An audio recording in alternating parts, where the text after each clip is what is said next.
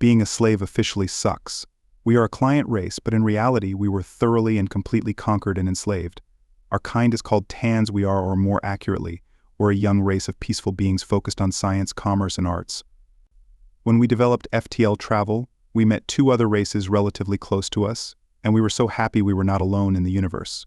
Our technology was a little bit more advanced, so we were the ones that developed the translators. These tools really strengthened our relations with our neighbors, and our 3 planets formed the core of what we later named the United Races Federation. As our FTL capabilities became more advanced, we explored further and further. We met other races and were always happy to include them into our federation. Commerce flourished, science advanced, and peace endured. Sure, there were some conflicts here and there, but nothing serious. All disputes were solved diplomatically by the Federation Council. After all, the universe in its infinity was big enough for everyone. Then we were discovered by the Selt Empire, a race of hunters, conquerors, and meat-eaters. They did not have an economy based on commerce, science, or production. No, they conquered anyone they met and then extracted tribute. We tried diplomacy, but our requests for peace were scorned. We tried to defend, but our military was totally unprepared for the brutality of the Selt. In less than a year, all 12 races of the Federation had been forced to unconditionally surrender. Now, our planet's most precious resources are sent steadily towards our masters. They took and adapted all useful technology.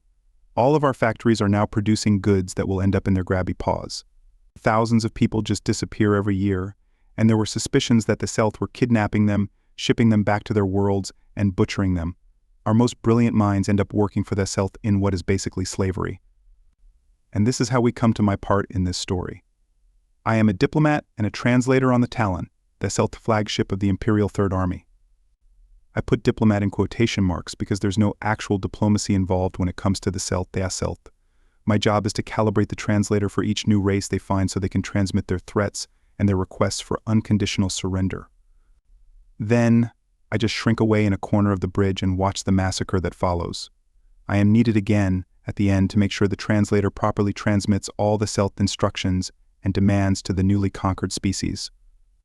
I am also required to do a lot of reports on the new species, mainly of their resources, capabilities, and observable advanced technology that the Selt can steal, adapt, and use.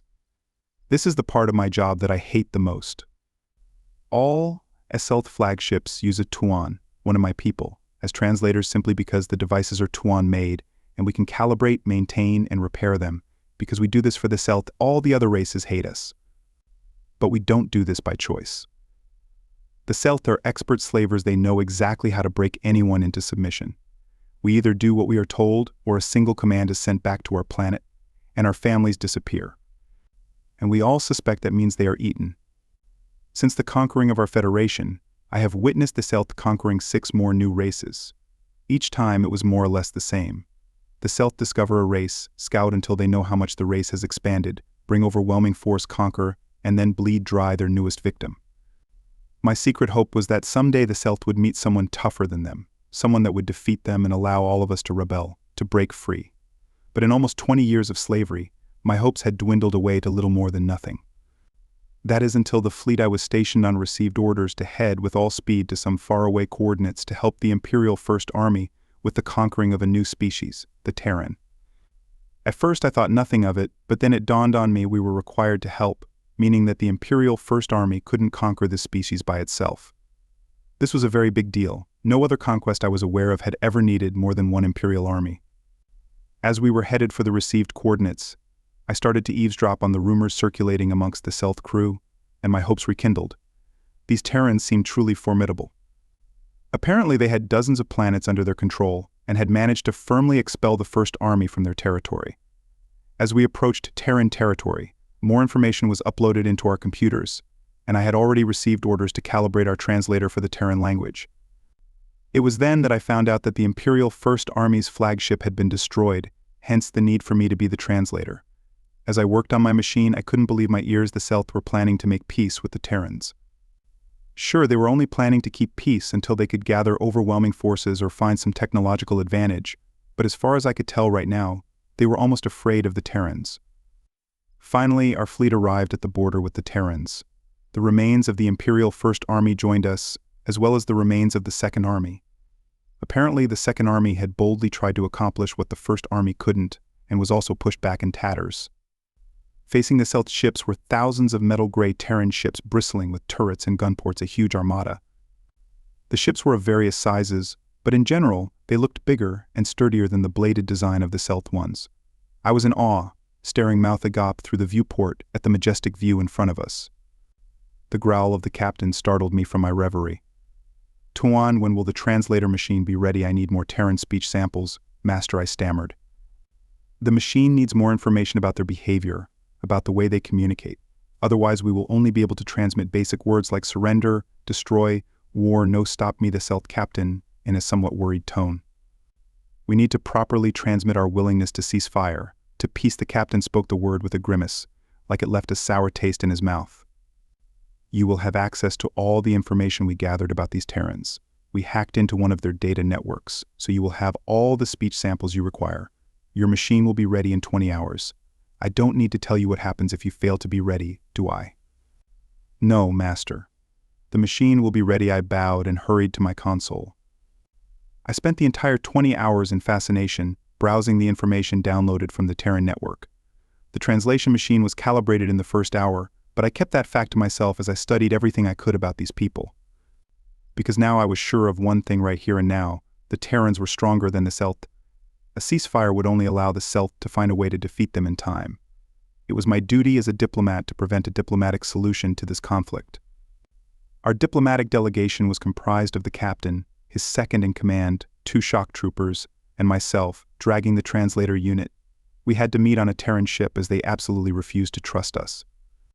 This fact was made even more clear when all weapons were removed from the 4 Selt members of the delegation. As one of the Terran soldiers was patting me for concealed weapons, I got a really close look at them. They were of different sizes with clear sexual dimorphism, but in general they were twice the size of a Tuan or a Selt hunter. Even the Selt shock troopers, who were doing their best to bristle up and look more imposing, seemed rather small compared to these muscled giants. The soldiers that disarmed us were equipped with what looked like half their body weight in gear. The rigorous padding for weapons, while very professionally done, probably left me bruised in several places, and I couldn't be happier because the Selt seemed as impressed with the Terrans as I was. We were led into a meeting room to meet with their delegation, the admiral of the fleet that was currently facing us, 2 captains, 1 male, 1 female from 2 of their ships, and a diplomat with strange dark skin. As the 2 parties faced each other, I scrambled to bring the translator to the middle and then handed an earpiece to each of them. When it was all set, the Terran diplomat broke the silence. "Hello, I am sorry, but we will have to wait just a couple more minutes before starting these peace talks. The Lady Governor of the planet Pandana insisted she would participate, and she is already on her way." "Why should we wait for some governor?" growled the Selt captain. "We command the warships. This can be settled between us well, because the planet Pandana is the planet your forces had landed on before the fleet arrived. Because she lost a lot of civilians to that unprovoked attack, and frankly because I am afraid to say no to her," answered the diplomat with a grin at the end. "Ah, seems she is already here," he said. Hearing some booming footsteps somewhere behind a double door to the right, the said doors suddenly slammed open, and a huge scowling Terran woman barged inside. Hungry eyes locked on the Selt delegation, her presence filled the room. She wasn't just really tall, she was big, all around thick. Muscled legs that stretched the material of her uniform, long, strong arms with palms bigger than my entire head, and a wild mane of pitch-black hair. And you know how I instantly recognized her as female? Her chest entered the room a full second before she did. And all the Selt in the room were positively drooling. "Look at all that meat," the second-in-command said with a glossy look. I decided right then and there that she was perfect. The Lady Governor had reached us by now and was looming well over everyone. "These are the ones in command," she growled. Her growl was worthy of a veteran pack leader. "What did that one say to?" "Me," she demanded, pointing a log of a finger at the second-in-command. I snapped into motion and hurried to bring her an earpiece. She picked it up and put it in her ear. As soon as she fixed it, I was more than happy to answer her question. "The second-in-command was just admiring how much meat you possess." She looked at me in disbelief, then turned towards the second-in-command. What she asked menacingly, dragging the word as to give him time to explain himself. A thick vein was pulsating on her forehead, but the second-in-command was too stupid, or maybe too hungry. I don't know exactly how his mind worked at that point, but he was not very inspired in his answer. He mumbled and gestured towards her, spit drooling from his maw. I mean, look at all this blubber. The huge woman managed to take a single step towards the Selt before the Terran diplomat jumped in her way with arms extended, stopping her. Please, Lady Governor, this is a diplomatic meeting, out of my way, Thomas. That just called me a piece of meat and fat. While the diplomat was trying to placate the Lady Governor, I leaned towards the drooling second in command and whispered in his ear. He grinned. Turn around, woman, I want to see how big you really are, the human admiral, and the two captains audibly sighed at this, defeated, while the Lady Governor took 2 more steps towards the Selt delegation. The Terran diplomat was clinging to her like a baby Turk to its mother. He was carried along, powerless against her advance. The woman's left arm snaked forward with surprising speed and grabbed the second in command by the neck. She lifted him with ease and brought his snout in front of her face. What did you say? She said the words slowly, without opening her jaws, just sounds between gritting teeth. Struggling to breathe, the idiot managed a ragged answer. Your backside must be huge. Hearing this, the Terran diplomat carefully let go of his grip and scuttled back towards the admiral and the captains. The Lady Governor extended her left arm a bit with the Selt still dangling in her grip at the end of it, and slowly lifted her other arm up in the air. Then there was a loud sound like when you drop something flat and really heavy on an empty room floor. She slapped him. She slapped him so hard it knocked him unconscious. One of the most dangerous predators I have ever seen, scour of my galaxy, was knocked out cold with one single slap.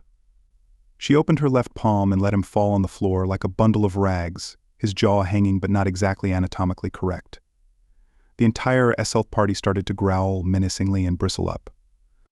The Terran gave 0 indications of giving a, and was facing the remaining 3 Selt with an impressive scowl and fists planted on her hips. I hurried next to the captain and started to frantically whisper, Master, if we want peace, you need to defuse the situation. Tell her firmly to calm down and assert dominance by calling her something demeaning like a female canine. The captain straightened himself, bravely stepped between his pack and the woman, and growled at her, calm down. If you enjoyed this story and want to support us, please leave a like and subscribe to our channel. For every comment that says, we will heart every single one of them. Thank you for your time.